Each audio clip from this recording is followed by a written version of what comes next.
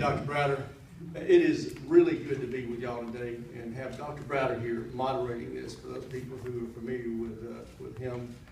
He was my political science professor, advisor, and my political mentor, and it's just great to be with him here today. I want to thank the Chief of Police, Bill Partridge, for his help with security here today, as well as Matthew Wade, the Sheriff's Office, and Mayor Pratt for making this facility available. We want you to feel safe when you're here. As you know, in recent events, things have been tumultuous around the country, and we don't want anybody to feel like they're at risk. So I really appreciate the Chief and the Sheriff for helping with security. And they've organized this in concert with the Capitol Police, who do that for every town hall down around the country with local law enforcement, and they've done a great job in preparing for this. What I thought I would do is take just a few minutes, outline what we've been doing, what I see the rest of the year being like in DC, and then go into Q&A. As you know, for the first few months of this year, we have been consumed with healthcare debate. This administration came in determined, and this Congress determined to repeal and replace the Affordable Care Act, and went about working to do that. It was very difficult for the House to pass a bill out of the House in hopes of advancing toward a conference committee. None of us had any misconceptions in believing that the bill that we passed out of the House would ever become law. It was a vehicle. It was our hope that the Senate would do the same. Get a vehicle out of the Senate that would get us closer to a conference committee where a handful of House and Senate members could cobble together something that would be acceptable for both chambers. As you saw, the bill that failed on a 49-51 vote was a shell of a bill, and they couldn't even get it passed out of the Senate. So, you know, that's regrettable. I really, as a guy who represents the district in Alabama, wanted to see us get something that was better. Alabama has been hit worse than any state in the union with premium increases. 223% premium increases from 2013 to 2016. Unbearable. And we still have pockets of people who don't have access to coverage the way they think they should. We should have gotten to a better solution than what we're living with right now. But we didn't. And I think we have to admit that it's over. The health care debate for this Congress is in all likelihood over, because unless the Senate can revisit the topic with success and get us to a conference committee, it's not going to happen. And my view is, after doing this for 31 years, if you couldn't pass that shell of a bill, how are you going to pass anything else? The president's asking for the Senate to revisit it. I don't think it's going to happen. So I think it's over. What we need to do now is we need to move on to tax reform, which we've got to get done, and some other important legislation. So the way I see the rest of the year unfolding is this. We just finished the National Defense Authorization Act, passed it out of the House.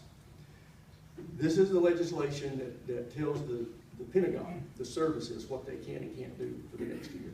It prepares for the threats that we're facing. I'm very proud of the fact, particularly as a member of the Armed Services Committee, that for 54 straight years, we have been able to pass and get to the President's desk the National Defense Authorization Act. No other major piece of legislation can come close to that, which says a lot about our country and its character. That while we may differ on a lot of things, when it comes to making sure our men and women who are serving this country to keep us free and safe have what they need to do that job. So I'm optimistic that we'll get done the rest of this year, or later this year, but the Senate's got to get their part done. We got it out of committee, we got it out of the House, the Senate got it out of committee. It was next up on the docket after health care until John McCain put the knife in the heart of health care and killed it.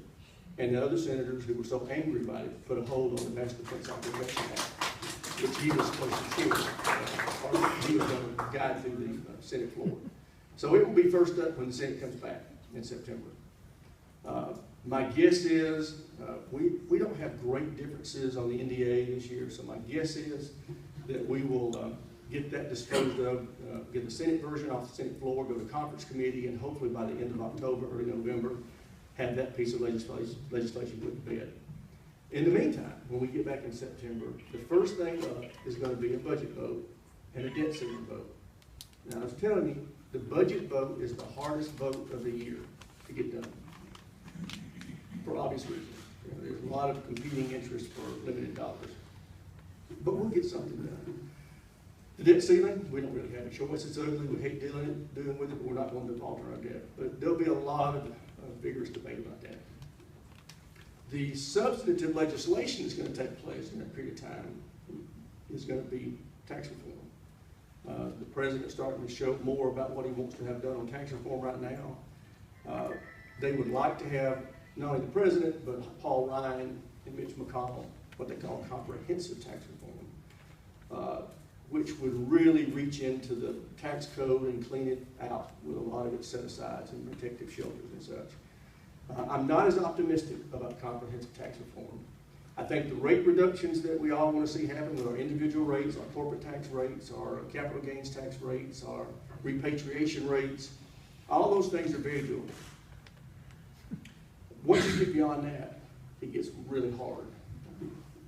So I hope that we can, but I think you're going to see a more modest version of tax reform passed. But it will still be very meaningful for the country. We've got to get out of this economic ditch that we're in and see some job growth. So I think we'll get there. I just don't know what it'll look like. I think the House will pass a more ambitious tax plan. The Senate will pass a more modest tax plan. And then hopefully the conference report will be something that makes us all feel optimistic economically. And in the first quarter of next year, we'll see some real results from that. The next item that I think will be up on the agenda will be the infrastructure legislation. That is the bill that I think has the best chance of success. And that's because the Democrats all want it, and most of the Republicans. The legislation, we don't know what it's going to look like. As we like to say, the president's not showing much leg on that yet because he doesn't want to distract us from tax reform. But I think once we get toward the end of September, early October, he'll start showing some aspects of that legislation to give us an idea of what it will look like. That is going to be very important for this country economically. As you know, roads and bridges don't rebuild themselves. Alabama's struggling with that right now. The legislature tried to deal with the gas tax this year and couldn't pull it across the line. If in fact we pass one federal infrastructure bill, they'll have to revisit that because there's going to be matching money required, and they aren't going to want their constituents to pay for road and bridge improvements and water system improvements and sewage system improvements around the country and not get in here. So that's I think inevitable, but I'm very optimistic about that.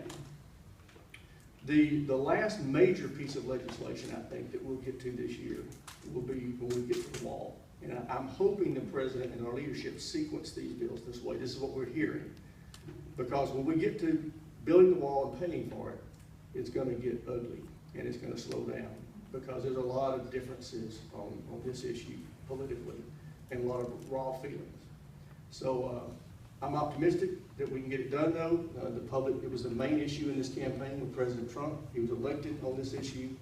We have real national security concerns and I think we'll get it done. But I think that will be the bulk of, in fact, all that I think we'll be able to get done this year. I hope I'm wrong. I hope there's more that we can get done. That's the way I see it working. And then as we come into next year, it's qualifying time for primaries. Big stuff doesn't happen. We'll get little stuff done, cats and dogs, but not the big stuff. With that, Dr. Browder? My watch says that it is